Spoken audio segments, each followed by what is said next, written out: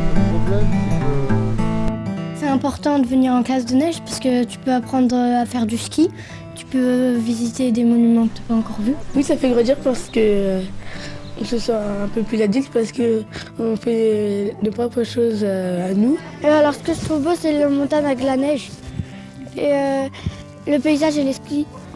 On a appris à skier, à vivre en collectivité, à être autonome. Je vais vous faire une présentation du centre d'Azur et Neige qui se trouve dans la vallée de la Blanche, qui est très proche de la vallée du Bail. C'est le nord des Alpes de Haute-Provence. Les Alpes de Haute-Provence sont séparées des Hautes-Alpes par le lac de Serponçon et le barrage de Serponçon. Et donc on se trouve à cette limite-là. Donc l'établissement de Réchastel qui se trouve au bord du lac de Serponçon et celui d'Azur et Neige qui se trouve sur la station de Montclar, donc dans la vallée de la Blanche.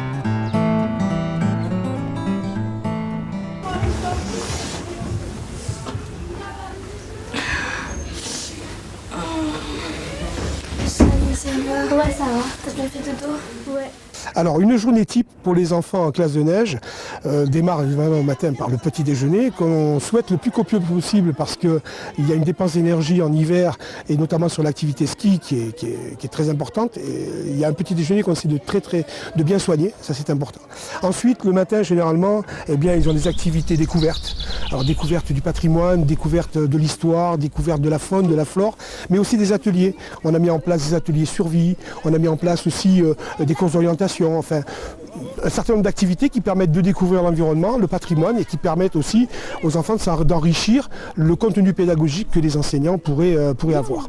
Ensuite il y a le déjeuner et puis l'après-midi ils partent sur la station de Montclar pour leur cours de ski qui dure à peu près 2 heures, 2 heures et demie, suivant. Alors, classé par niveau, évidemment, un moniteur de ski pour 12 élèves, etc.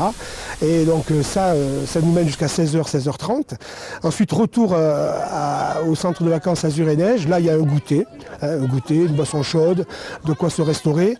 Puis ensuite, ils ont un petit temps calme, le temps ensuite de se retrouver en classe, généralement pendant une petite heure, 1 heure et demie, ils se retrouvent avec les enseignants. Je pense qu'ils font le débriefing de leur journée, ils voient comment le contenu pédagogique a été abordé dans la journée. Voilà, il y a un petit travail qui est fait.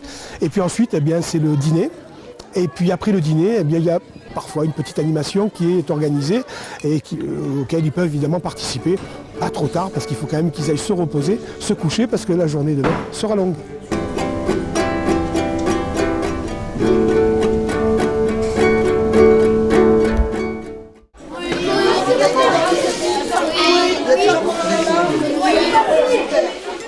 Alors cette année, les petits Odoniens sont partis dans les centres de Réchastel et d'Azur-Neige, donc dans les Alpes de Haute-Provence, et à la Recula dans les Hautes-Alpes.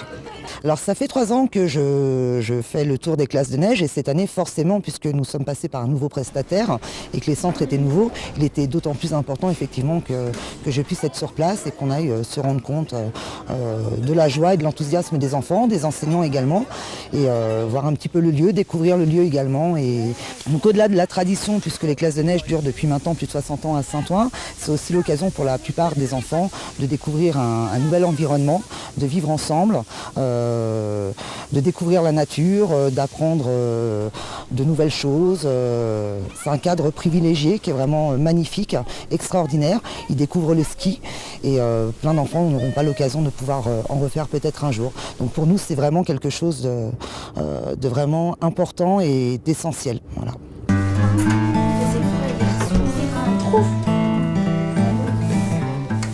Déjà le matin quand on se réveille, déjà je suis avec mes copines dans la chambre, donc on se réveille, voilà, on fait notre toilette, on va déjeuner, puis après on se prépare pour la sortie qu'on va faire. La vie en collectivité c'est assez facile, il faut juste s'adapter aux autres, pas faire comme si on faisait chez nous, où on essaye de s'adapter aux autres, on essaye de faire comme ils font les autres, mais aussi à notre manière, et on essaye de vivre ensemble normalement. Dans les chambres, ça se passe très bien parce que je suis avec mes amis et on s'amuse ensemble, on rigole ensemble. La vie en collectivité, c'est bien parce qu'en fait, on apprend à vivre avec nos copines et quand on apprend à vivre avec nos copines, ça fait un peu du bien parce que on reste 2 semaines un peu sans nos parents et ça nous fait un peu des vacances. La vie dans la chambre, ça se passe bien, on rigole bien, on se marre, on fait des jeux. Des fois, il y en a qui sont un peu... ils font les fous, mais après ça va.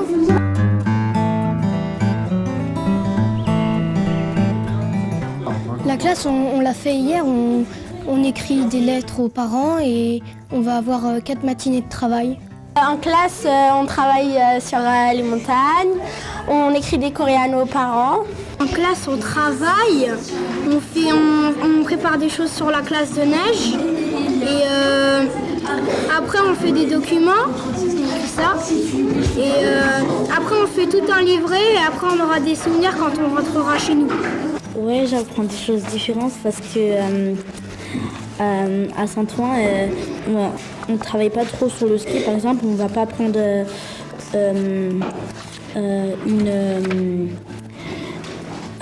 une poésie sur le ski. On va prendre une poésie normale.